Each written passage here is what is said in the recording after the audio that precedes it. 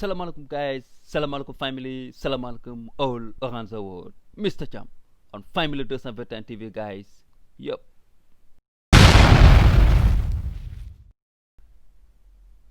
Guys, ñoo ko seetaanandoo yegsi na musiba bu dépp dundu gis bon tey duma décortiquer suba ngeen koc ma même heure sur Family 221 TV ak Mr. Cham ma décortiquer leen point par point big laa yow clip bi duma ci may dara point par point laa ci noté na ma repère xaar maa ngi ñëw léegi game bi dootul yomb maa ngi ñëw dip bon maa ngi depuis ce matin man maa ngi suivre clip bi maa ngi suivre actualité bi ci gars yi bi ci gars yi def commentaire bi ci gars yi di def wax bi maa ngi koy suivre depuis ce matin bon ñenn ñu ngi naan xaar bi yàgg na waajal bi yàgg na communication bi rëy na mais du luy lañ doon xaar woon ñu ngi doon xaar lu gën a dog bon boo koy expliquer ñenn ñi dañu naan du fan si depuis ñooy wax loolu fan si depuis dañu naan dog na mais entre affaire de fans nii lay mën a demee ñee dañu d'accord ñii duñu d'accord mais bon man tey bu ma jógee ce matin tey fii ci euro kaw bi fii bu ma jógee ce matin tey à 6 heures du mat nee naa leen point par point la noté à 6 heures du matin parce que clip bi bu ñu koy balancé boobu fekk na peut-être ñun tëdd nañ parce que déclaré horaire moo tax dama teel a yeewu 6 heures du mat tey bu ma yeewoo li ma njëkk xool mooy ñaata view la am ñu ngi woon ci 113000 view gars yi dama ko noté 113000 view tey à 6 heures du matin euro kaw bi 19000 likes 5900 commentaires c'est normal ndax Dip il a plus de 400000 abonnés ñu koy suivre kon c'est normal kon ça veut dire que guddi gi gars yi ñu ngi doon xaar clip bi guddi gi gars yi ñu ngi doon xaar clip bi tëdduñu nelaw ku si nekk yaa ngi doon góolu clip bi di xool lu muy doon ak rek si waa ji di teg léegi nii rek bien avant que may démarrer maa ngi gis ne que ñu ngi si 412000 vues 412000 views léegi nii rek avant may démarrer 11000 commentaires 51000 likes ba léegi c'est normal parce que ba léegi Dip mi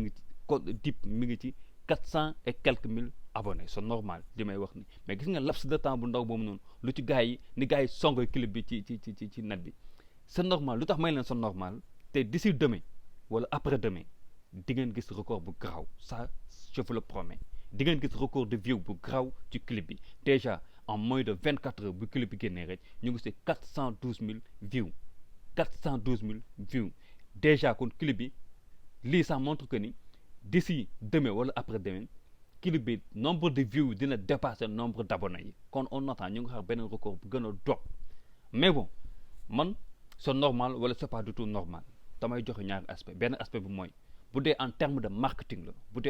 marketing la concernant le produit Pepsi bi nga xamante ni Dip dafa nekk en contrat ak ñoom pour man communication bi ça a passé ni mu waroon passé pour man marketing bi c'est top man je fais du marketing xam naa luy marketing su fekkente ni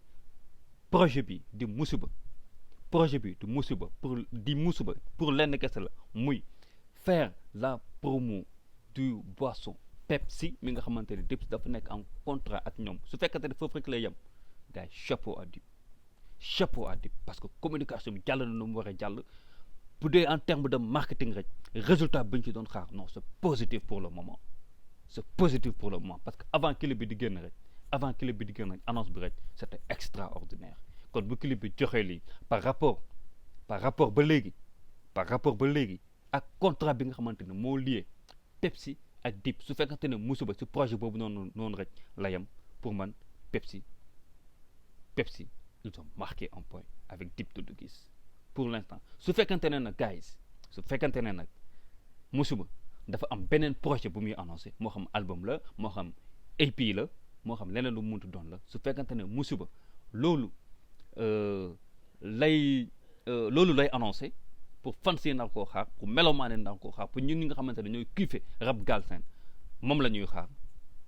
kon pour man côté lyrics na gën a dog na gën a xaay